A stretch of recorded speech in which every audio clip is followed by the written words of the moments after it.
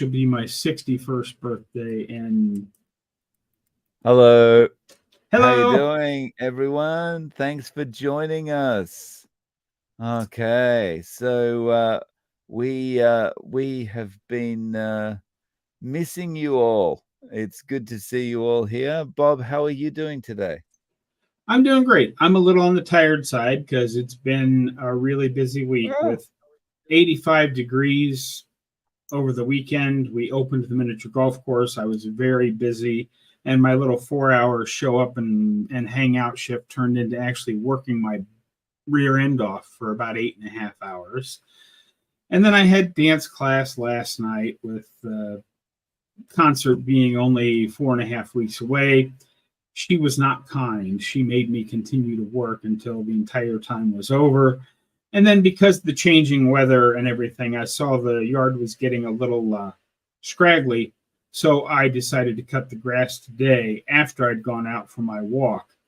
So I'm a little on the tired side today. I've done a lot in the last couple of days. So tell me, what's more tiring, the work or the dancing? That's a tough call, but because I wanted an extra short work, an extra good workout with my mowing, just to see if I could do it. For the past year, there's a like a hill on the one side of my property, and I've been going in the direction so that I could go down the hill and then across the broad section. Well, I went the other way today, so I ended up pushing the mower up the hill about 6 times, and that was Wow. that was quite the workout. But um, in general, the dancing is much harder because you're using a lot more muscles. Mm, mm. Yeah, and like it's tap dancing, right? Yes. And like, I mean, I've never had any experience doing that, but when you watch it, it's just like it's go, go, go all the time, you know? It's Yeah. Well, yeah. I'm 60 years old. I don't go go go all the time anymore. There are a lot of quiet sections in my 2.5 minute dance where I just sort of move a little bit and then go back Uh-huh. into dancing because Okay. I'm I'm still what I consider very good, but I'm certainly not what I was 30 years ago. Okay. Got it. Um, so everyone, thanks for joining us. As you come in, please let us know where you're coming in from. Say hello. Rick, how you doing? Good to see you. Um, John, how you doing, John? We've got the number one meat eater kid. How you doing? Someone's watching on Facebook. Sorry, Facebook doesn't send us your name. And Peter, how you doing, Peter? Good to see you all. As you come in, yeah, please let us know where you're coming in from. Smash the like button. And also do us a massive favor and put a Q or a QQQ in front of your questions or discussion points, and we will get through those. We've got an hour with you today. And here we go. Meat Eater Kid says, Bob, you're middle aged by Carney standards. Yeah. Yes, I am moving backwards, but just 2 short years ago, I was an extremely crippled old man, so I could barely stand up. So give me a little time here. I'm still trying to work through that whole mental thing of not considering myself old anymore, but that's a very hard adjustment to make. Just like anytime we go through radical changes in life, whether it be to a carnivore diet or change jobs or whatever it is we're doing, anytime there's a radical change, it takes the mind a while to adjust. And, I spent 40 years getting older and older and older, and I've only been getting younger for 2 years. So Mm, it takes a while. yeah. Gene Grant, hello from Green, New York. We've got Keith coming in from Jacksonville, Florida. And Meat Eater Kid is from Oregon. How you doing? Um, John from I'm maybe going to pronounce this incorrectly. Ocala. Ocala, Florida. Thank you. Brooke, how you doing? And Rick's coming in from Miami, Florida, as always. Yeah. Mhm. It's good to see you, Rick. Okay, here we go. Sean saying hi from Hunter Valley, New South Wales. Hey, Sean, how you doing? And Meet It a Kid. It does definitely, Bob. Yeah. Okay. So guys, we've got 37 people in the live Yes. already. That's great. Please let us know if you have any questions or discussion points. Also, if you haven't smashed like yet, please do that. That'll help bring more people in. Let's see if we can get to more than 100 people in the live today. And if you're watching on my channel, click over to Dave's channel on another tab on your browser and hit the like over there too. Yeah. Everybody can hit the like button twice to get more people in so that we get more questions. I did see a question up at the top that was presented before we went live. Okay. Yes, you're right. Here we go. From John Michael. What about BPH, reducing the size of the prostate and returning back to normal? Has anyone found this possible? Good question. I don't have any experience with this. However, I did do an interview with someone who recently, actually, who has had experience with this. I'll have to find the interview details. Bob, have you heard of anyone that's been able to reduce the size of their prostate? Yeah, I believe Dr. Barry has a video about this. Oh, all I can tell you is that as I got older, I had the usual old guy problems of having to get up in the middle of the night several times to go to the restroom. And I do not have that problem anymore. Now, I was never diagnosed with BPH or anything like that, but I suspect I had it to some degree because, if you're over a certain age, and we just assumed it was natural that once you got over a certain age, you woke up 3 or 4 times a night to go to the restroom.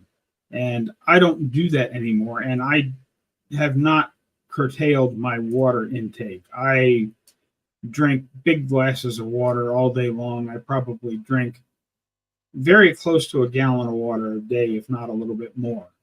And I still manage to sleep most nights through the night. So while I can't say yes or no to your question, the other thing I would say is because the carnivore diet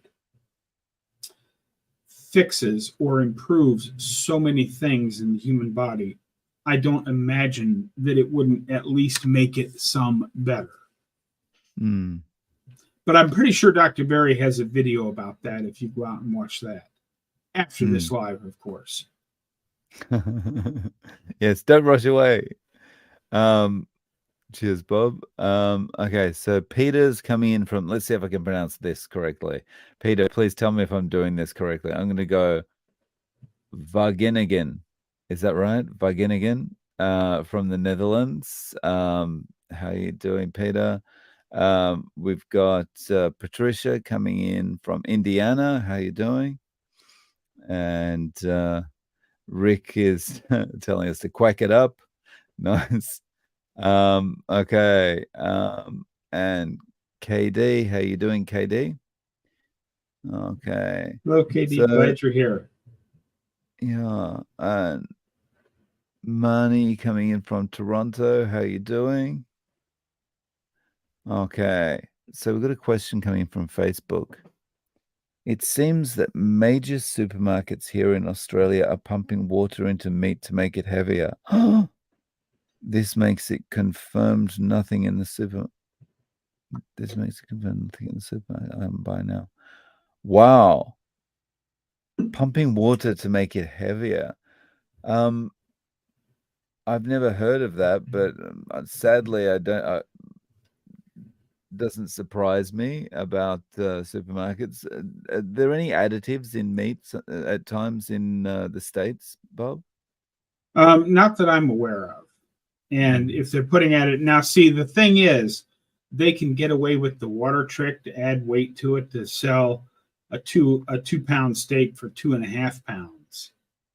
Ah. But here in the States, if it's anything other than water, they can no longer put 100% beef on the package. So as long as Ah. here in the States, as long as we stick with a package that says 100% beef, then we know we're getting 100% beef. It may be pumped up with water so that it's not nearly as much meat as you think you're getting by weight, but it is still pure beef. I see. Other than that, I have no idea what they're doing in Australia. One of the places Yeah. I've always wanted to visit was Australia, but when I go to the zoo here, into the poison, I guess it's called the reptile palace, but it's basically where all the poisonous snakes and poisonous other things are kept behind glass for you to look at. 9 out of every 10 things in there has a home of somewhere in Australia. So I've come to the conclusion that while I would like to visit Australia, I think basically Australia is trying to kill everybody. So I probably won't ever get to go there. Yeah, you don't really realize it until you're not in Australia, but it's it's actually like just day-to-day life. There's things trying to kill you everywhere. Um, when I was a kid, um, we used to have poisonous spiders like living in the back garden. Um, my dad was a heavy smoker. And in the back garden, he had all these ashtrays on the ground, like big, heavy metal ashtrays. And under these ashtrays were like redback spiders. Like I guess maybe you call them black widow spiders in America. Mm-hmm. It's like the black ones with the kind of bulbous body and the red mark on their back. Um, and yeah, it was just full of these redback spiders. It's really scary. Um, yeah. So I'm glad in Japan you see mosquitoes and that's about it. Oh, the bees here are pretty big. The bees are like hippos. Um, so we got Steen coming in from Denmark. How you doing? Peter says my pronunciation was good enough, but he's putting a laughing emoji there. So Yeah. yeah, not so good enough. All right. Rick, I will be making my first Mopar videos in over a decade when I'm cutting up Mum's old 1977 Volare wagon. Oh, nice. Um, Looking forward to that. Yes. Cordelia coming in from Albany, New York. Okay, so we've got a question here from John.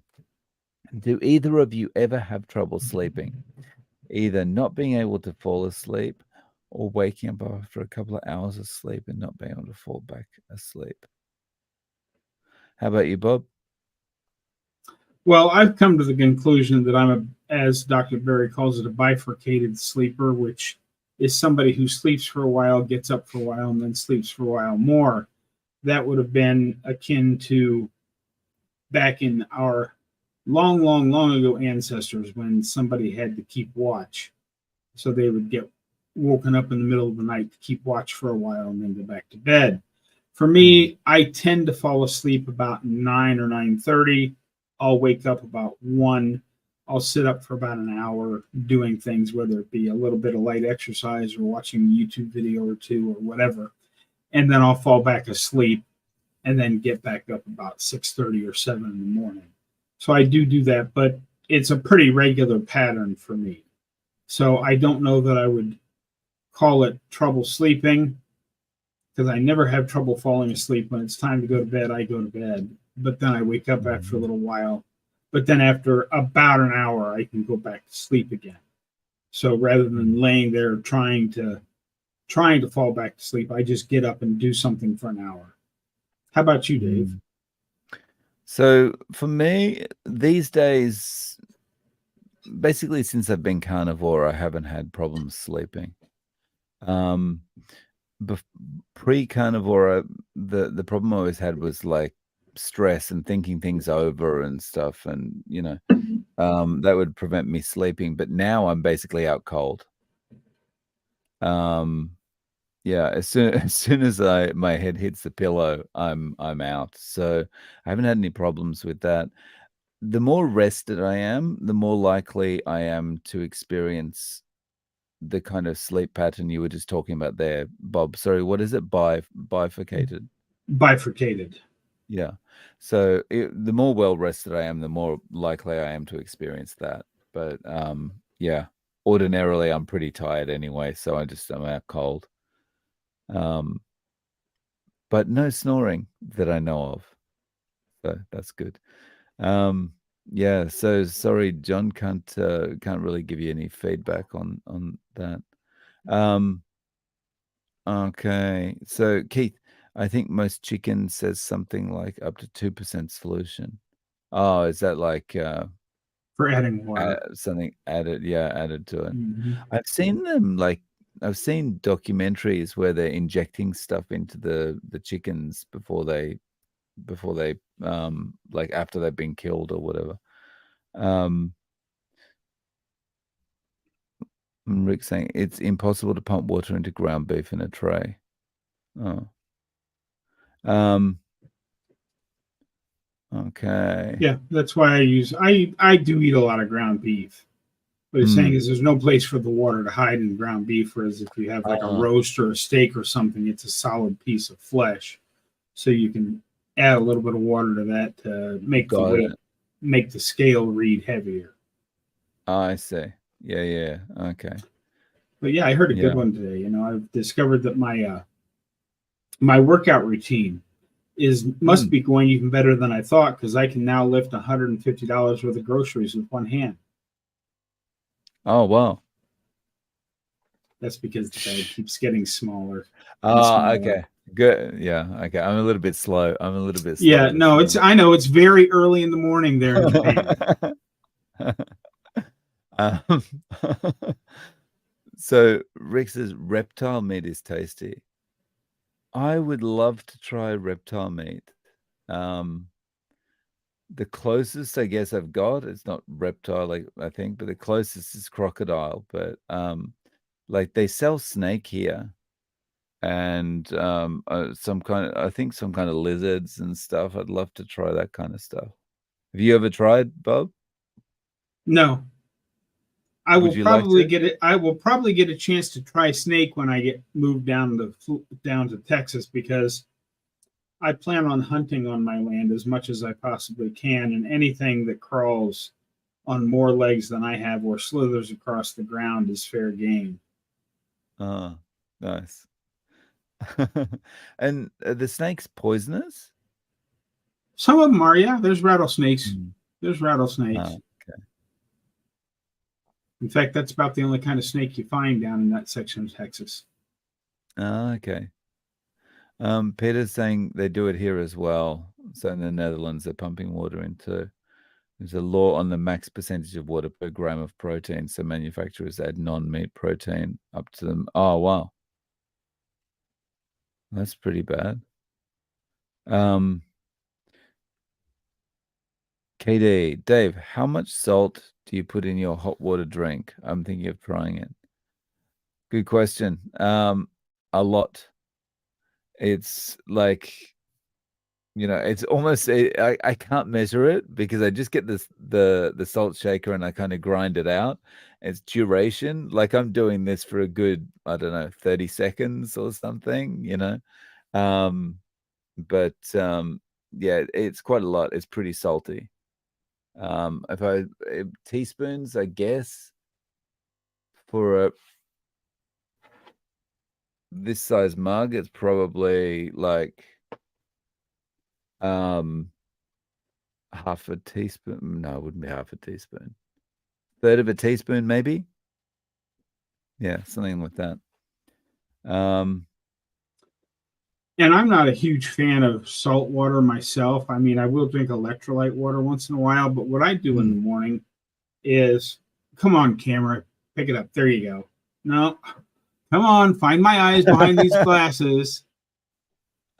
See, it's the eye focus on the Sony camera. Sometimes I Ah, get a glare on my interesting. glasses, and that causes it to go out of focus.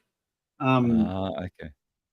See, if I take my glasses off, of course now I can't see anything, but I can do all of this, and it will not go out of focus because it can see my eyes. Got it. But I do like the taste of salt, so I just take a good, 2-finger pinch in my salt cellar, throw that on my tongue, swallow it down, and then wash it down with a couple drinks of water. And I find that Okay. much more pleasant and quicker than trying to drink an entire cup of salt water. Wow. Rick says poisonous spiders in Florida. Question though, Rick, do you eat them? Have you ever cooked up a poisonous spider? Yeah, see? Eat the bugs. Eat the bugs. Yeah, I'm sure there's lots of high quality protein. Okay, Clint coming in from Utah. How you doing, Clint? Okay, I must be really behind because Rick's talking about biphasic sleep. Okay. Okay. Ferriera Homestead. Hello from Indiana. Carnivore for 4 months on 300 allopurinol. Hoping to stop gout. Any suggestions? Love both your channels. Well, congratulations on getting 4 months in. Hoping to stop gout. I'm not sure, Bob. Did you had experience with some gout? Yeah. Well, first of all, let me say you don't have an allopurinol deficiency, and some of the side effects of the allopurinol may be contributing to it. I personally have not had a gout attack since I started the carnivore diet almost 2 years ago after suffering with it for 40 years. All I can say is eat good, clean carnivore. If you're still having gout attacks, I would go with, rather than full menu carnivore, I would go with beef, butter, bacon, and eggs, or even just the lion diet, which is just beef, salt, and water for 60 to 90 days. And then once it has all cleared up, you can then slowly add back foods to see what may be causing your inflammation, because gout is an inflammation problem. It normally lands in your joints, but it doesn't necessarily have to. So that's my suggestion on that. And I would start cutting those allopurinol pills in half, with the eye of getting rid of them as soon as you can, because there's not a single human on this planet that has an allopurinol deficiency. Cheers, Bob. And thank you for your question, Ferreira Homestead. And if you need a little more, not to send people to other people's channels, but Dr. Barry has, I think, 3 really good videos on gout. Those are the 3 videos that got me started on my journey. So they are worth watching. He's got a lot of good resources on his channel. Yeah. Right. Usually when you're thinking about a condition, you can usually find a video on his channel talking about it, right?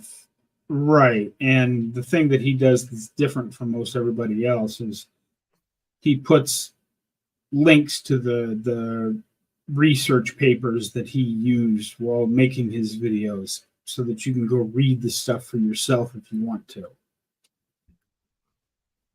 Yeah. Okay. So where are we now? Oh my goodness. So what? Okay. Here's one more doll. Just go to the butcher and then he isn't doing that with the water. Yeah. The butcher's usually going to be a better option for you than the supermarket, right? The butcher will be a better option. Yeah. I need to find a butcher here. But it's a little bit harder here because, everyone's so used to going to supermarkets. There's not many butchers left. Yeah, there are some butchers here, but it's for me, being on a fixed income, it's so much more expensive. I just can't. I mean, I will occasionally stop Oh, into Big Meats and buy a couple of things to have treat meals of a really good steak from Big Meats, but I can't afford to buy enough meat there every month to keep me going and have money to build my house on the yellow square behind me. So I got to make sacrifices somewhere. So supermarket ground beef is going to have to be what I live on for a while yet. yeah. Speaking of that, any progress with your plans for the building or the moving or the anything? You know, I'm at the point now where I have most of the tools I'll need. There are still a few things that I need to get. Um, they're out there on my Amazon wish list if anybody wants to be real generous, but I'm not actually, I actually put them there because once I've made the decision of what I want to get, I don't want to have to search for it again. So I stick them out on my Amazon wish list, and those are the things I'm going to buy as they come to the top of the list, so to speak. But I'm basically at the point where I can't really do anything until it's time to load up and go down there, because the first step of the process is to go to the courthouse and make sure I'm in the correct location via the deed and the GPS things, and then I have to go to the post office and get an address assigned to it, and then the rest of it can start. I'm drawing plans on sketch pads and stuff like that, but I won't really be able to start anything till I get down there. So that's where I'm at now. I'm now just in the waiting till after the miniature golf season to leave and get down there, and saving money all the while, because when I get down there, I'm going to have to spend a lot of money really quickly. And so that also brings up another question. How's your miniature golf game? I'll play anybody listening right now for $1 a stroke. So if it takes you 4 shots to get it in the hole and I get a hole in one, you owe me $3 on that hole. Let's go on to the next hole. And I'll even Oh, kick the wow. ball around and kick your butt. Really? Oh yeah. It's Oh, wow. many years ago there was some hot shot. We have a thing called Fun Day Monday where kids can come out once school is out. They play all day from 11 in the morning till 6 in the evening for $5. It's like $12 now, but back in the day it was $5. And I took them all on one time, just kicking the ball around the course rather than using a putter, and still managed to beat the next closest competitor by like 14 or 15 shots. Wow, awesome. It's not like I've been playing putt-putt golf since I was about 6 years old. Oh, wait. Yes, I have.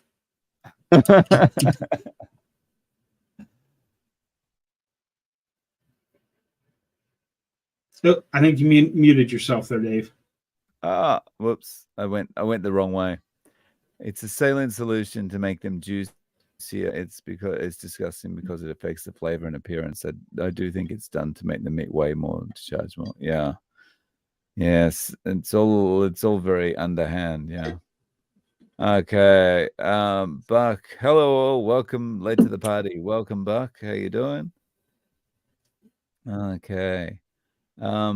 Peter's asking, what's it like, the reptile meat? Yes, what's it like?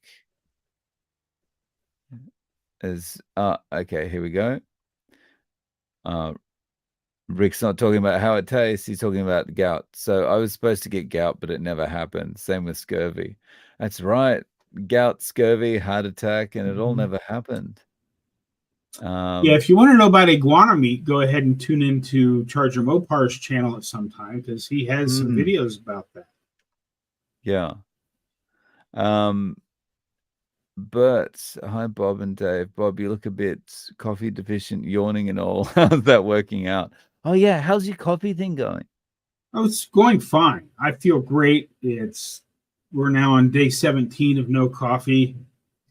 After those first couple of days, I haven't really noticed anything. Bert's noticing the yawning, but it's not yawning because of the lack of coffee. It's yawning because I had a busy weekend at the miniature golf course, then had dance class last night, then went out for my normal daily walk today. And then after that was done, decided that it was going to rain again before it gets really cold tonight. And I wanted to get the grass cut. So, because the next decent weather for getting the grass cut is going to be about 2 weeks from now.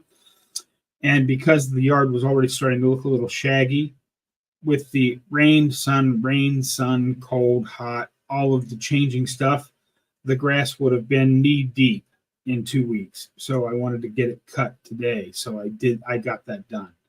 So that's why I'm not yawning because I'm sleepy. I'm yawning a little bit because I'm tired. I've done a lot in the last couple of days. Yeah. So we have a question here from Anthony. How are you doing, Anthony? He wants to know, what salt do you suggest and why? Celtic, Himalayan, or Redmond's? Which salt do you use, Bob?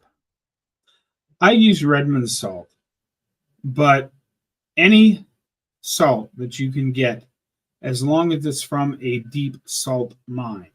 You need to be very careful because a lot of these sea salts that they sell, they basically take seawater and boil it off till you're left with the salt, so they can call it sea salt. But when they do it that way, there are a lot of microplastics in it. And as we all know from watching YouTube, microplastics are bad. I don't see anything wrong with Celtic or Himalayan either, as long as if you're buying Himalayan salt, make sure it's real Himalayan salt, because there are some, if you can believe it, there are actually some irreputable sellers out there that will take standard salt that they've boiled the ocean off to get, and then they will color it pink and call it Himalayan salt, even though it's not actually Himalayan pink salt that comes from the Himalayan mines. It's fake stuff, and you can tell the difference because the fake stuff is very affordable. The real stuff, not so much. Yeah, that's always a good sign, right? If it's super, super cheap, it's like, I wonder if there's something wrong with this. Yeah. Yeah. So, but any salt is fine as long as it's a pure deep mine salt. I tried out the Malden's sea salt for a while because a lot of people had recommended that, and I like that because it's like big flakes of salt. But typically I just have the Himalayan pink salt. Yeah. Oh, so we have a question here. Comment here from Robert Evans. I worked at KFC and our chicken came injected with solution saline. Oh my goodness. Yeah. Although at a fast food place, I can, I wouldn't kind of put anything past them. Okay. Christopher checking in, but just listening. How you doing, Christopher? Hello, Thanks Christopher. Glad you're here. Yeah. And A1 Meat Eater Kid. I live on a golf course. I'm a novice golfer, but getting better. Yeah. Okay. So we need a competition between A1 Meat Eater Kid and Bob. Okay. And regarding the salt, Anthony says Celtic salt is like $30 a bag. To me, it's the best choice with the most minerals. Oh, nice. It's expensive, but yeah. Yeah. Well, the Redmond stuff I buy is about $10 for a 1 pound bag. Okay. Yeah. And for those that ask, how much salt do I use? Well, I could go out to Amazon and find out for sure how many I've ordered, but I've been doing this for 2 years, and I know I've ordered at least 10 pounds of the fine salt and about 5 pounds of the coarse salt. So I've gone through a lot of salt in 2 years. Yeah. I love the fact that I don't have to worry about how much salt I'm eating, and I'm just like, oh, put a bit on the, oh no, I could do a bit more, bit more, bit more. You know, just Yeah, and salt see, into taste is so nice. yeah, and that's the thing. I actually have a full blown video about this coming out very soon. About I understand how the don't eat salt that it will raise your blood pressure. I understand how that came to be because on certain tests, when you have high blood pressure, the salt content of your blood is way up. But what Mm, causes the salt retention is the sugar, which then raises the insulin. And when your insulin is chronically elevated, that makes the kidneys unable to work as well. And that causes the kidneys to not be able to get rid of the salt. If everything interesting. is working properly, you could sit here and eat 3 or 4 spoonfuls of salt and your body would just pee it right out Mm, because mm, the mechanism of the kidneys works very, very well until you start overloading your system with sugar, which then causes your insulin to go out of whack, which then causes your kidneys to go out of whack, which is what causes the salt retention, which is what mm, raises the blood pressure. But it's not actually the salt it's doing. mm. Interesting. This all makes sense when you kind of when you think about it. Like, no other species has to worry about, all the diseases that we put up with, and this is all self-inflicted, right? And it all Oh, I comes think down so. to Yeah. sugar and money and processing. Yes. Yeah. Okay, we got a question here from Whitney Napier. Hi, Bob. Just getting to know you. Are you a retired semi-truck driver, or are you just partially retired, like still working part-time? All of the above. In the summertime, I still do work at the miniature golf course, but the semi retired Bob comes from I had heart surgery 6.5 years ago. Could not get requalified to drive my truck. So I had to sell my truck, and one of my clever cousins said, well, that must make you semi retired. And that's where the semi retired comes from. Nice. Okay. So Buck says, one of my favorite things has always been salt. I've always worried someday a doctor would say no salt. Now I realize that could happen, but I'd never listen now. Good for you, Buck. Yeah. Yeah. Um, Yeah. And what's really yeah. funny is that because I've been through cardiac rehab because I had heart surgery, they will tell you, one of the big things they talk about in cardiac rehab is how you have to cut your salt down. And if you like the salty taste on foods, they have this stuff called no salt, which is potassium chloride instead of sodium chloride. And all that actually does is make things worse because it throws your electrolytes out of balance, which is very bad for your heart.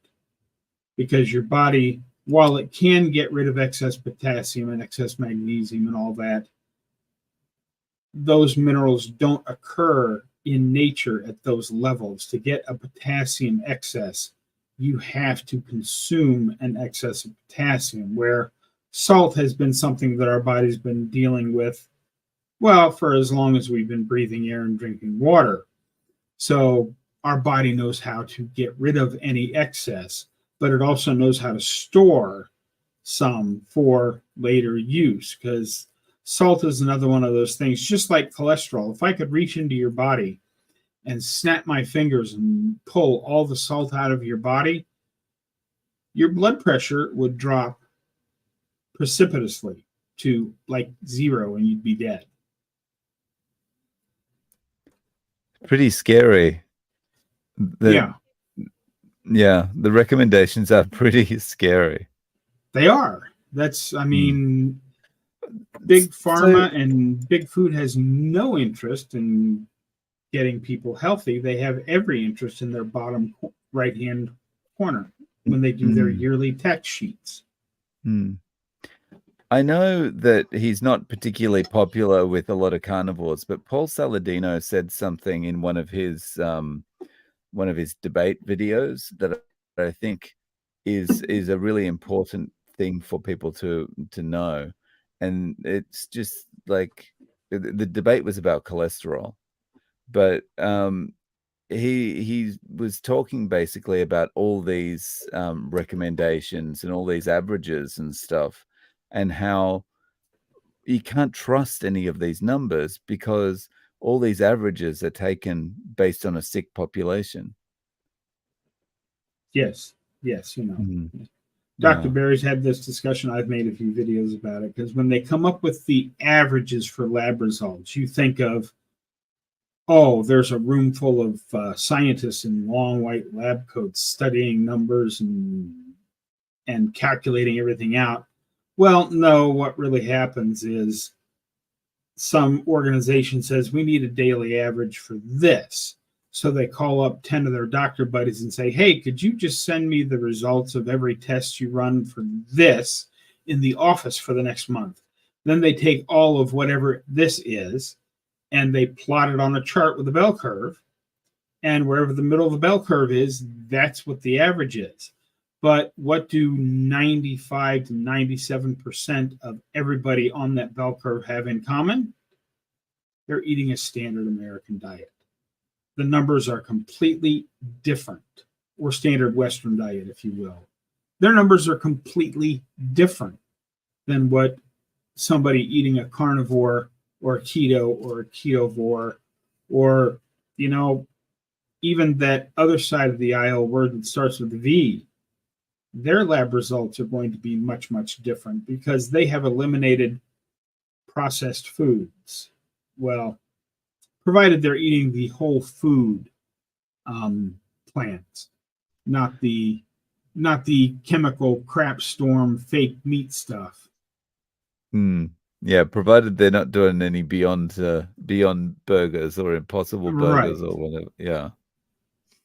Yeah. So Anthony's asking, Dave, I'm about to go grocery shopping for dinner. My kids are leaving it up to me. What do you suggest for me to make something that's fun for the kiddos? Wow. I have an idea. Oh, please go ahead, Bob. Do your kids like chicken nuggets? I think all kids like chicken nuggets. Go buy some chicken, whether it be chicken breasts or chicken thighs or whatever. Just get chicken, cut it into chunks about the size of a chicken McNugget.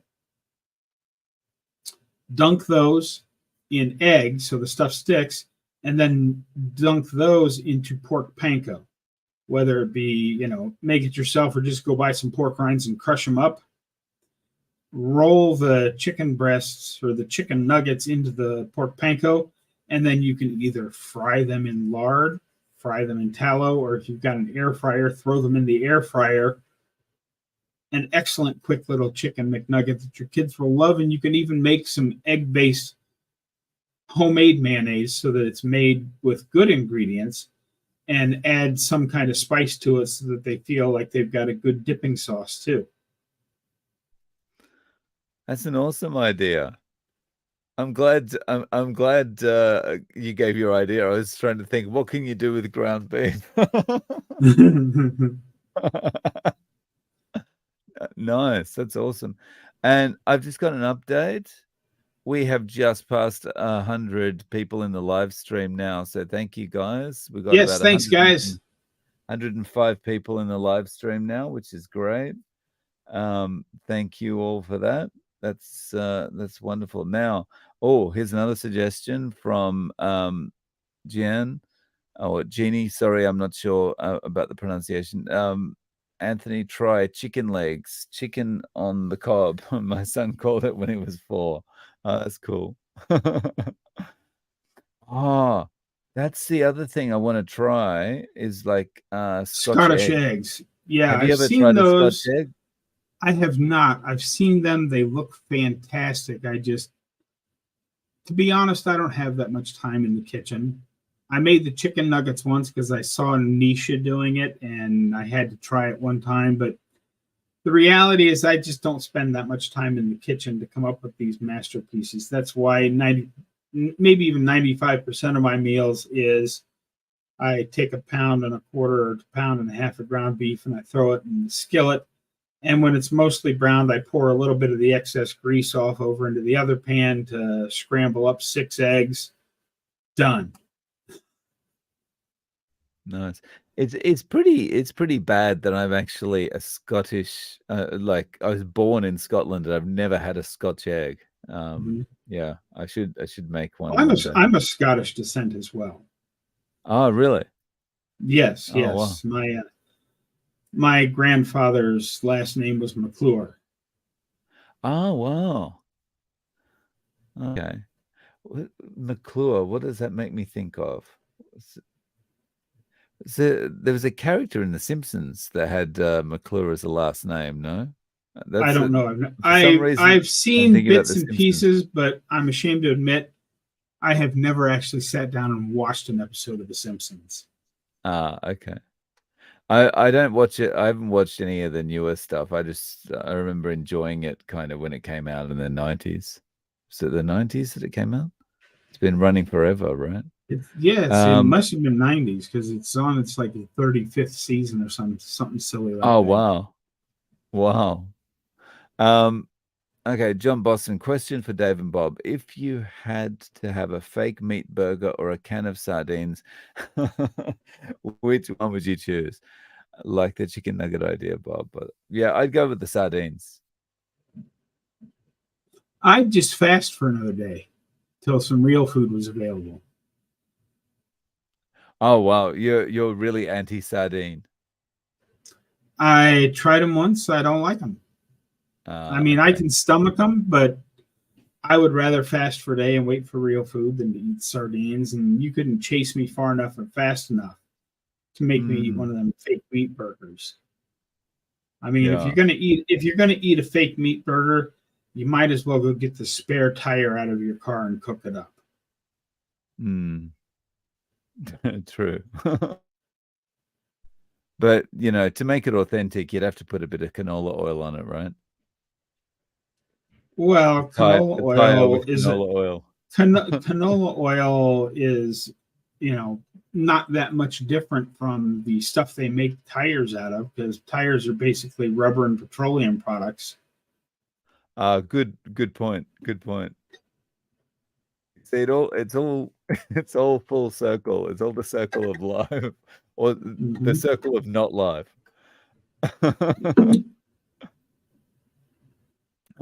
Okay. So what do we got here? We got some more questions.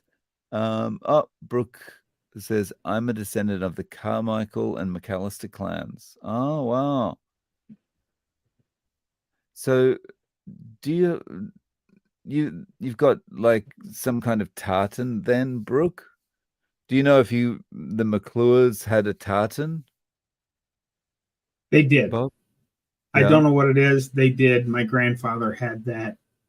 We had a thing on the wall at home where I grew up, but it was one of the things that did not survive the fire that we had at our house my senior year in high school.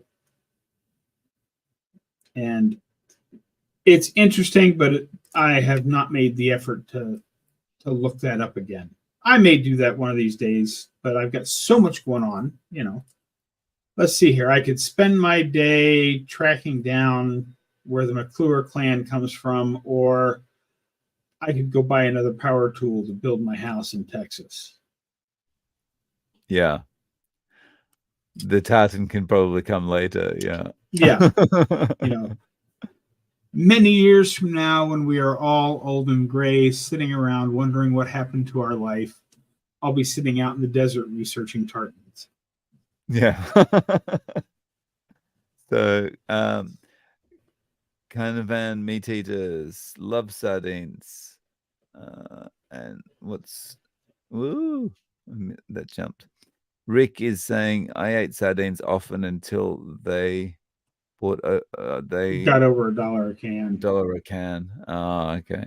Yeah. Okay. Buck, fake meat burger sounds about as good as nutritious as ramen noodles in a styrofoam cup. Yeah.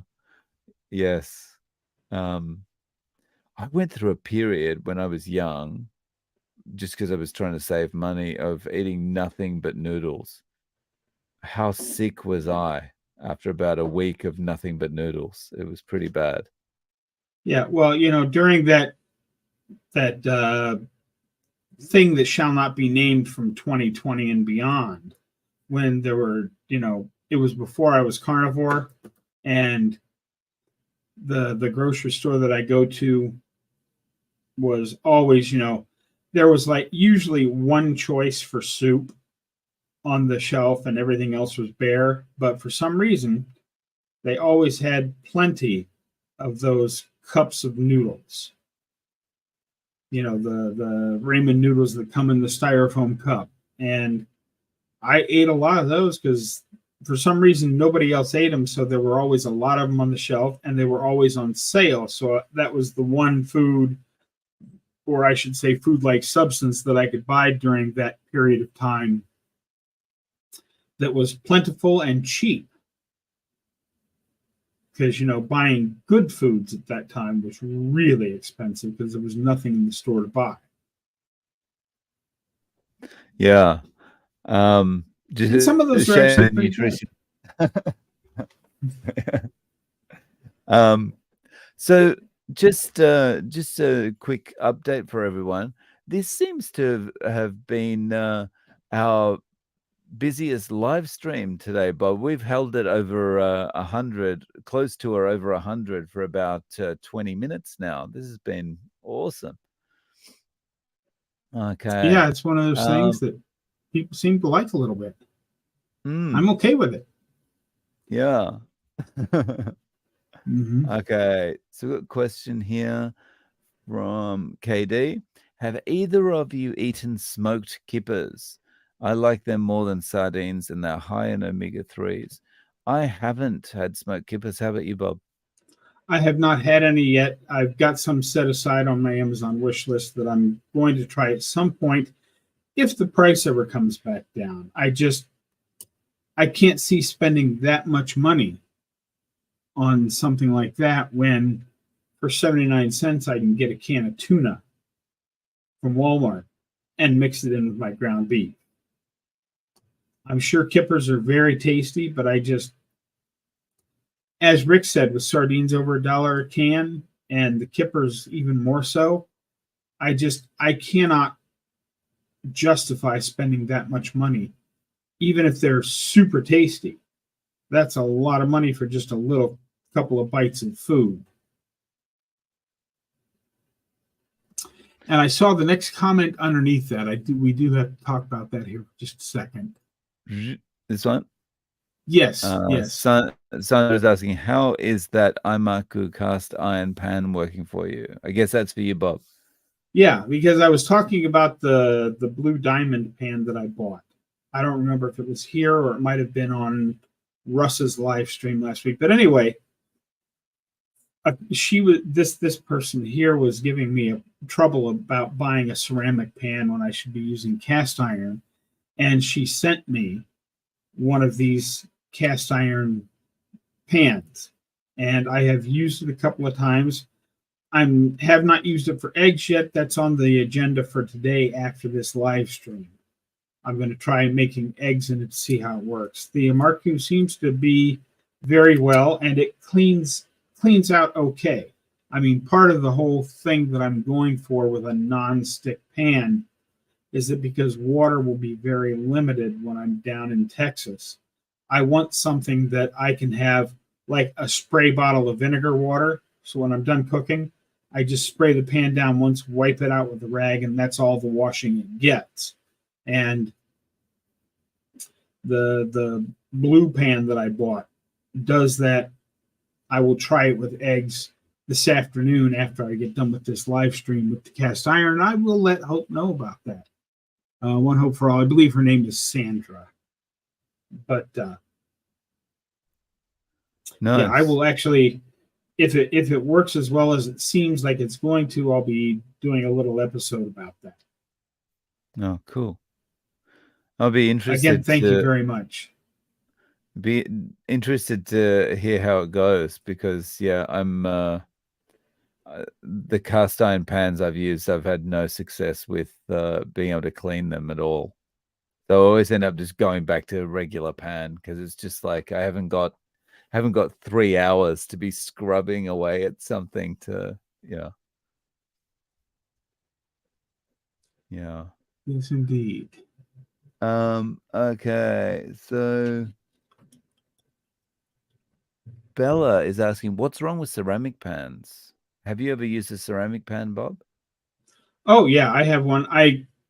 The reason I bought the blue ceramic pan, it's like blue diamond or something, I forget what, but I bought that because I had an old cheap ceramic pan from Amazon that the ceramic coating was finally wearing off on, and my Mm. eggs were sticking every time I made them. Even if I put a whole half a stick of butter in before I did my eggs, they would still stick because the any type of metal bonds with the proteins in the eggs, which is why eggs are the stickiest thing and the hardest thing to cook in pans and have be non-stick, because the protein bonds to the metal.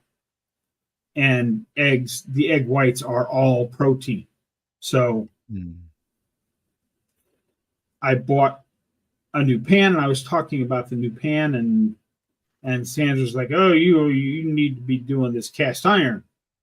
She was quite vocal about it, and she sent me one, and I'm very happy about it. It seems to be working out just great.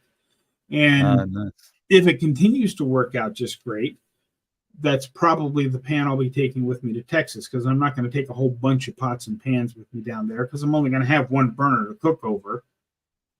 And I like the idea of the cast iron because then I could actually set it on the grill and not worry about it melting down, because I'm going to be doing a lot of cooking on a grill when I get down there. Mm. And it looks Yeah. like you got a super chat there, Dave. Yeah. So maybe let's take this super chat and then we'll wrap it up for today. Yeah. So Maya, thank you so much for the super chat. Do you think that calories count when it comes to trying to lose fat on carnivore? Um, no, is my answer. I don't think calories count at all. Firstly, because calories don't really mean anything as far as once you ingest them. You know, like once you ingest food, your body doesn't go, okay, well, there's 100 calories in here. This is how I'm going to apportion these 100 calories. It doesn't work that way. It's like it's the nutrition that your body gets out of the calories, out of the food, and what your body can actually do with that food, or whether it has to store it as fat because it can't do anything else with it, or whatever. Um, Bob, how about you? Yeah, first let me say, our body does not have any calorie receptors. It can use fats, and it can use proteins, it can use carbohydrates, and it can use alcohol. Those are the four macronutrients that our body actually knows what to do with. Hmm. Do calories matter?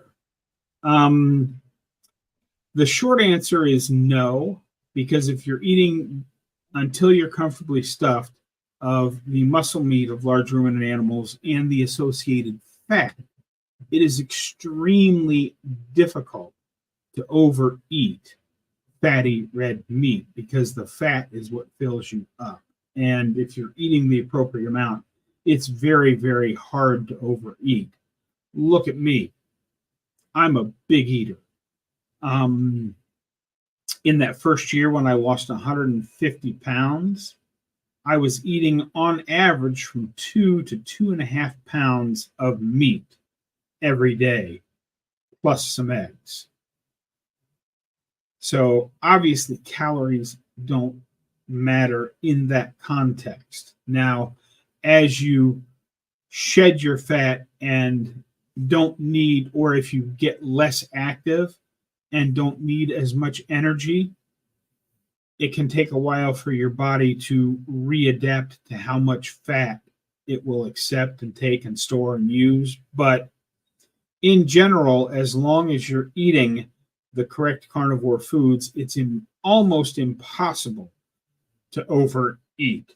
the example I like to use is back when Dr. Berry first did his beef, butter, bacon, and eggs challenge. He said, eat as much as you want, as often as you want, because you cannot gain weight. And Joe at Two Crazy Ketos said, I'll take that challenge. And he literally spent the next 60 days stuffing as much food into his face while sticking with beef, butter, bacon, and eggs, as much as he could possibly stuff into his face. He was sure he was going to win the bet he had with Dr. Berry. He was sure he was going to gain weight, and he lost about 4 pounds.